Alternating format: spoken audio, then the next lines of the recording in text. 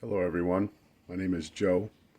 This is my initial voyage in the YouTube collector's world. I've been collecting cards for 40 years, and due to the joy that I have found in following other collectors' journeys, I decided to document my own.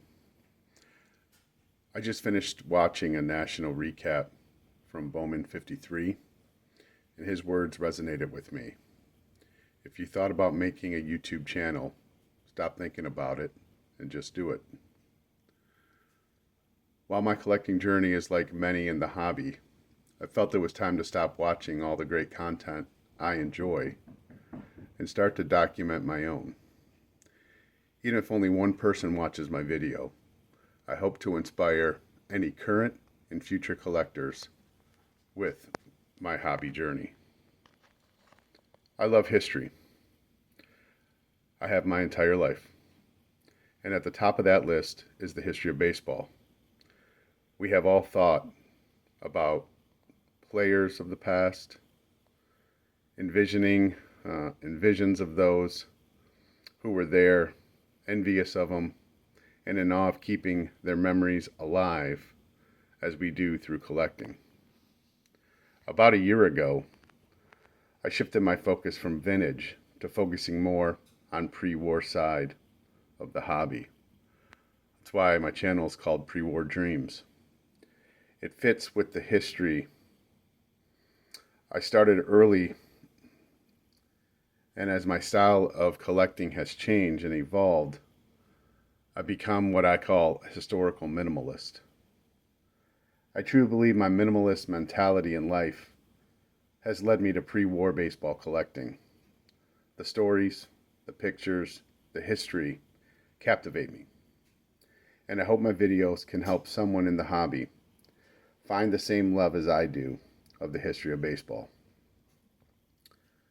I took an enormous leap this year and made a 3-hour drive by myself to go to the National in Cleveland. To go to something that you have heard of about your entire life as a collector. And for the first time going there, it was awe-inspiring. Even though they do not know me at all, I would like to thank a few people that I follow through their collecting journey. I think each of one of these men have somehow helped me decide to create this slice of the YouTube space for myself. In many ways, Rocket Rick J 18, Orlando from Collector's Dream, John Mangini from the Mangini Collection, Dan's Vintage Baseball PC, and Greg from Midlife Cards. All are channels that I never miss. Also Mike, Baseball Card Collector. And by watching their journeys the last couple of years, I thought maybe it was time to maybe document mine. And I guess as I watch these channels, they put the YouTube spirit in me to create my own collecting journal. I went Thursday to Cleveland, and after studying the map, focused on 10 to 12 booths to try to expand my collecting journey.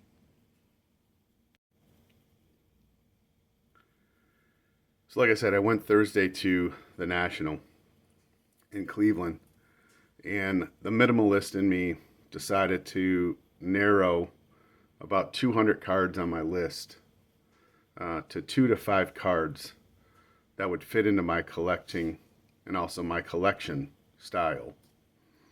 As being a minimalist, I do keep a very tight yearly budget.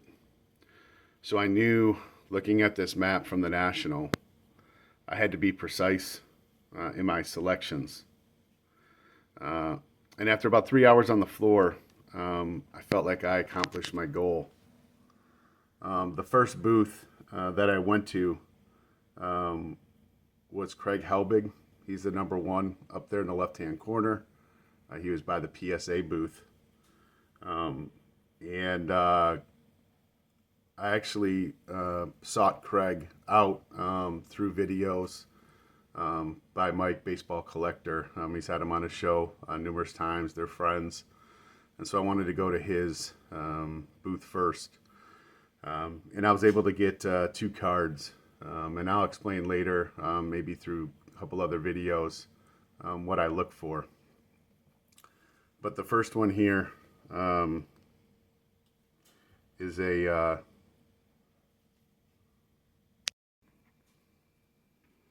first one that I want to show is a 1939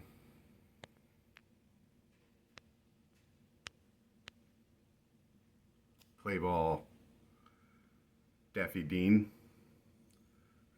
Daffy Dean was a great pitcher for the Gas House Gang St. Louis Cardinals. And I went to Craig's table and saw this right away, and thought that this would be a great card, potentially, for my collection. He's one of the players that I'm targeting from that era. And so I was able to pick that up, which I was very happy with. The next card here, I'm going to kind of turn it down. I was able to get a 1933 Pepper Martin. Pepper Martin was an infielder for the Gas House Gang St. Louis Cardinals. Now, I do have there is obviously a hole, as you can see, in his upper right chest, but I look at it as sometimes when you are looking at 90-year-old cards, sometimes that happens. So I was able to pick that up, which there's a little crease up in the upper left-hand corner, but again, that's okay.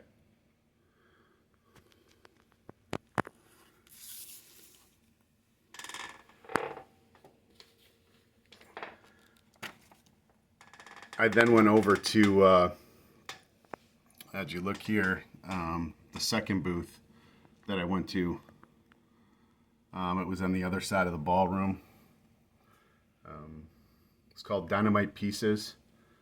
They were primarily pre-war exclusively, with a lot of their stuff. And it was booth 3706 and 3708, triple play vintage. And one of the other things that I'm doing, and hopefully we'll be able to see in future videos, but I'm doing a little bit of a catcher run. And one of my 2 targets at the National was to get a card of a particular player. Again, a Hall of Famer, and that player was Mickey Cochrane. Here's the Mickey Cochrane 1934 gold medal flower. This was probably the #1 card I targeted at the National. I cannot believe I found it. I actually was over at another booth prior to going to this booth. It was 3706, 3708. I believe it was called Triple Play Vintage. I had seen a 33 DeLong Mickey Cochrane that I was very interested in. However, when I saw the gold medal flower, this was a piece that probably was my #1 piece that I wanted to get there. I never thought in my wildest dreams that I would see it. But I was very lucky to find it. It's a great looking 4, in my opinion, and Mickey Cochrane is a fantastic Hall of Fame catcher, and it's part of a run that I'm doing that hopefully I can explain a little bit later as I go through my journey.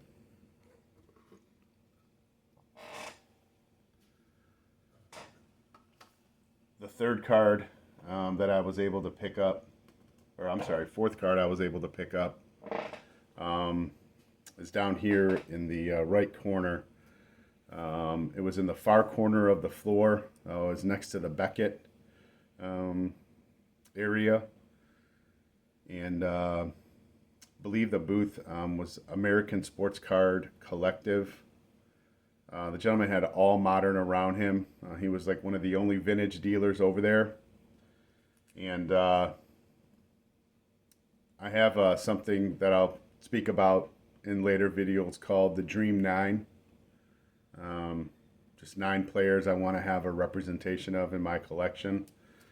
And I was able to find a card that I thought that could be that great, or a start of a great representation of my collection. And that's this 1920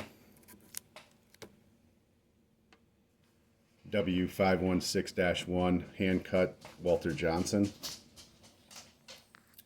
Walter Johnson is one of the 9 players, like I said, that I wanted to definitely have a representation of.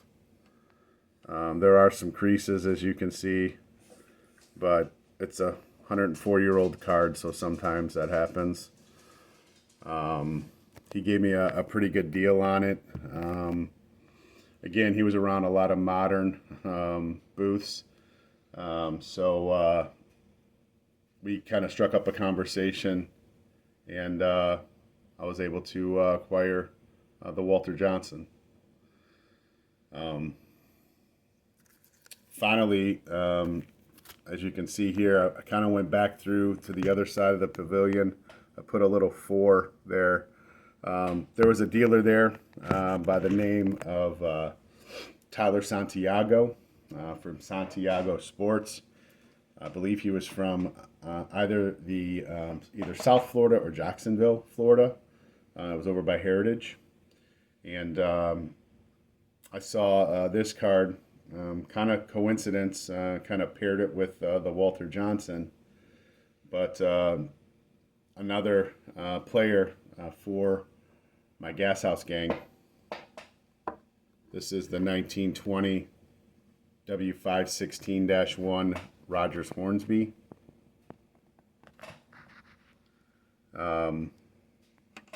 Again, a player on kind of my Dream 9, but also part of the Gas House gang, which I kind of targeted in a lot of ways at this national. And really nice representation of the card, I thought.